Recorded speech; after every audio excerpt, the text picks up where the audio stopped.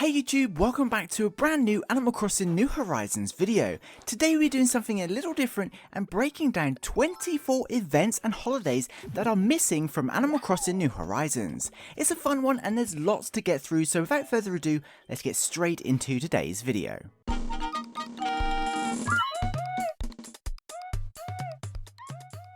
So Animal Crossing New Horizons has been out for over 9 months now, and not only are we fast approaching the new year, but we're not too far away from the first anniversary of New Horizons.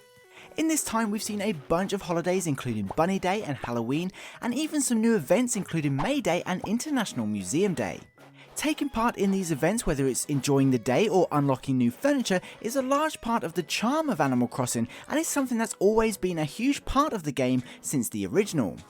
With that said, Animal Crossing New Horizons removed a bunch of events and holidays that we've seen in previous titles, celebrating only major holidays in the last year. So with this in mind, I thought it would be fun to break down 24 different events and holidays that Animal Crossing New Horizons left out. So please leave a like on the video, it helps out so much, and let's get into it. Number 1. Groundhog Day. Like many of the events we'll highlight today, Groundhog Day is a mini event that typically sees Mr. Rossetti visit to announce an early spring is on its way.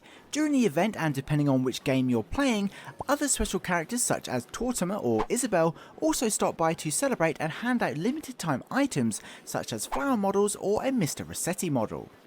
Despite being a mini event or a holiday that lasts only one day, it has appeared in most mainline Animal Crossing games and is something that has yet to return to New Horizons. Number 2. Valentine's Day.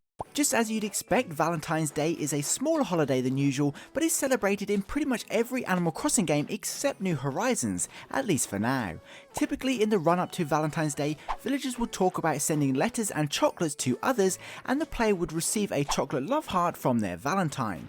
Furthermore, Brewster would serve up hot chocolate during this event instead of his traditional coffee, which is a nice detail. As things stand, there aren't any activities surrounding Valentine's Day in New Horizons, such as trading chocolates, but maybe that's something we'll see in the next update. Number 3. Sports Fair. No doubt one of the coolest events in the Animal Crossing franchise is the Sports Fair, which occurs twice a year, and sees the town rallying together to take part in a sports day. Typically, Tortimer, the town mayor, would visit to host the event, and all the villagers would take part in different activities, including a foot race and a tug-o-war amongst others. Players were also able to unlock a medal item for attending the event. This is definitely a fun one, so it's a shame that this is yet to return to New Horizons. Number 4. April Fool's Day. Just as you'd expect, April Fool's Day is a celebration held in every single Animal Crossing game except New Horizons, and celebrates jokes and pranks being played around town. The event varies quite significantly from game to game, but in the original, Tortimer would hand out fake NES or NES consoles to trick the player into thinking they'd received a playable console, which was actually a thing by the way, but this one just didn't work. In later games, special characters such as Blanca would visit and ask you to draw her face, or as a practical joke, hide in a villager's house disguised as the villager. It was very weird. Number 5. Spring Cleaning Day. Another mini event that seemingly never returned to a mainline game since the original in the series is Spring Cleaning Day. This event would see Tortimer, the town mayor, visit to reward the player with a limited time item and pretty much celebrates the beginning of the spring season.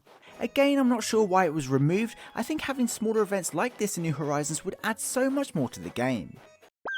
Number 6. Founders Day. Similar to previous events, Founders Day was an event celebrated with the town mayor.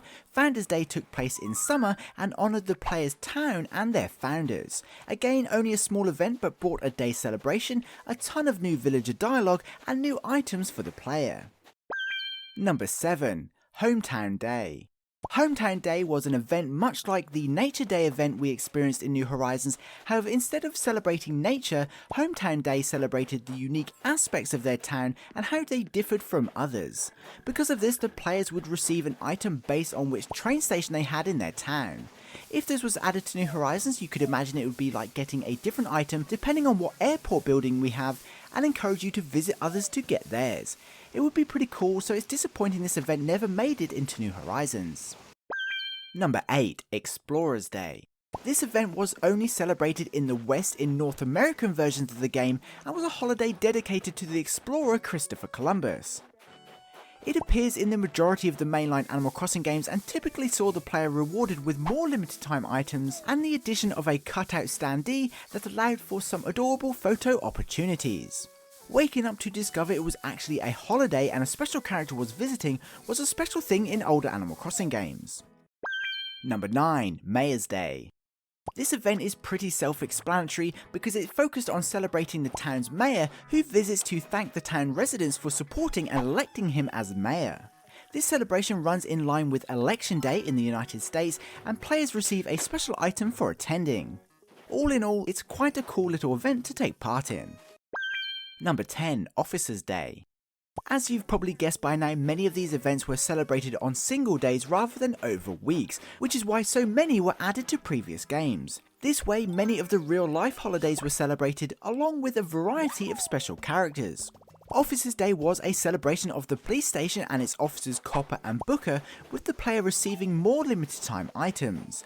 Like many of the holidays, this coincided with the real-life Remembrance Day or Veterans Day, depending on where you are in the world, to support the armed forces and veterans.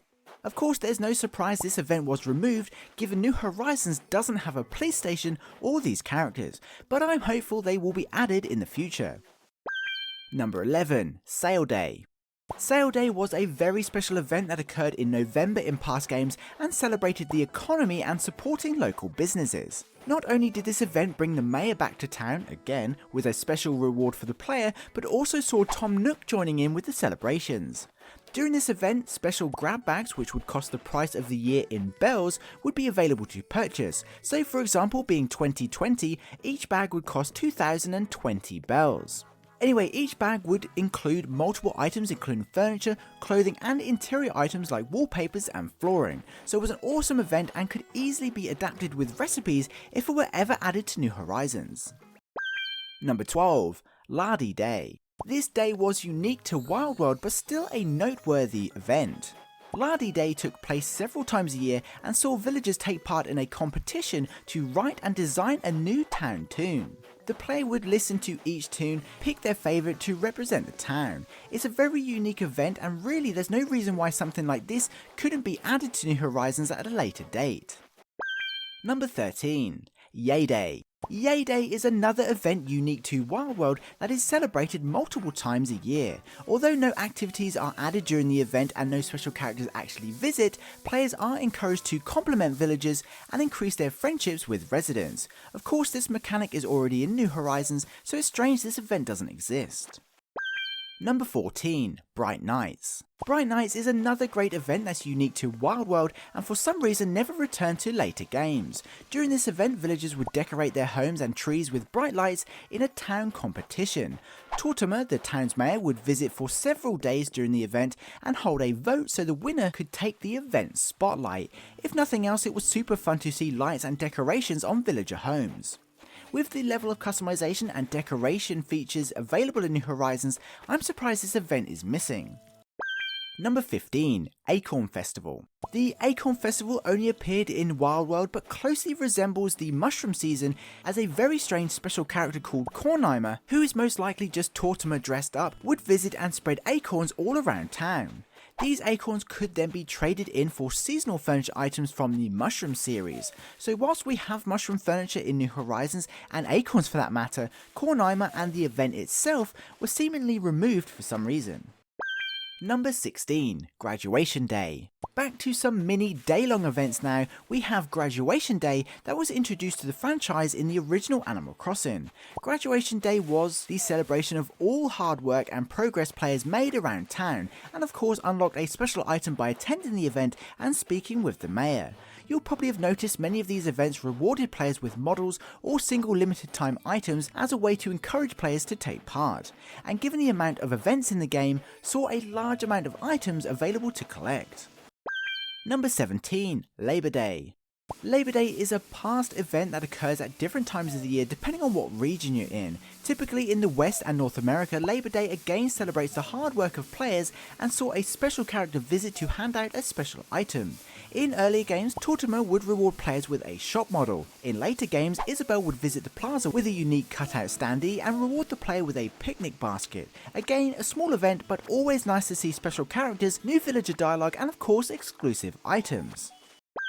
Number 18, Daeboreum. Moving on, we have the first New Leaf exclusive event called Daeboreum, which I hope I've pronounced correctly. This event only appeared in Korean towns and regions, and much like other smaller events, saw Isabel visit the plaza with a special cutout standee and limited time reward. This event celebrates the first full moon of the year and coincides with the real life holiday. With New Horizons pretty much being region free at this point, with no exclusive holidays or items, it would be really awesome to see holidays like this added to the game so everyone can experience them no matter where they are in the world. Number 19, Shamrock Day. Another event first introduced in New Leaf, the mainline game before New Horizons, was Shamrock Day. This event was celebrated in western versions of the game and in line with St. Patrick's Day in real life. During the event, Isabel would once again visit the plaza with a new cutout standee and a reward for the player. Players would receive a shamrock hat featuring a rather awesome 4-leaf clover. And like many, it's very surprising an event like this is missing from New Horizons. Number 20, Tree Day. Tree Day is another brand new event added to the franchise in New Leaf, but removed again in New Horizons. This event was only celebrated in Korean towns though, and celebrated trees and all they provide for us, which again is in line with a real world event in that region. Once again, Isabel would visit during the month of April with a unique standee and a reward for the player if they attended. Number 21, Weeding Day. This event was a very clever event that saw Leaf visiting the plaza much like he does in New Horizons, but rewarding the player with special flower themed furniture items for de-weeding their towns. During the event, Leaf would tell the player how many weeds were hidden around town and reward them once every single one had been pulled. An easy event for those who keep their towns tidy, but not so much for others. Furthermore, exclusive items from the flower set were obtainable during the event if players travelled to other towns and weeded there. This encouraged people to travel and visit other towns and to take part in the events together. Number 22, Teachers Day. Although celebrated all over the world, this event was another exclusive event for players with Korean towns, which of course celebrates the teachers of the world.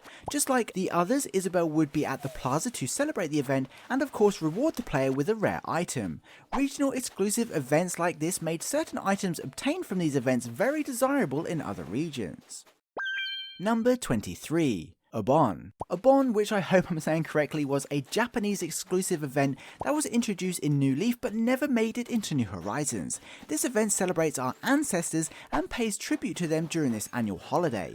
Again, Isabel would offer up some rare Japanese themed items for taking part and attending the event. Number 24, Chuseok. This event was another Korean town exclusive which celebrates the Harvest Festival in that region and of course coincides with the holiday in real life. Like many of the events we've mentioned today, players could unlock new items by attending the event and speaking with Isabel at the plaza. Despite being a day-long event or mini-event, it was still awesome to be able to visit a town hosting the event and receive a special limited time item.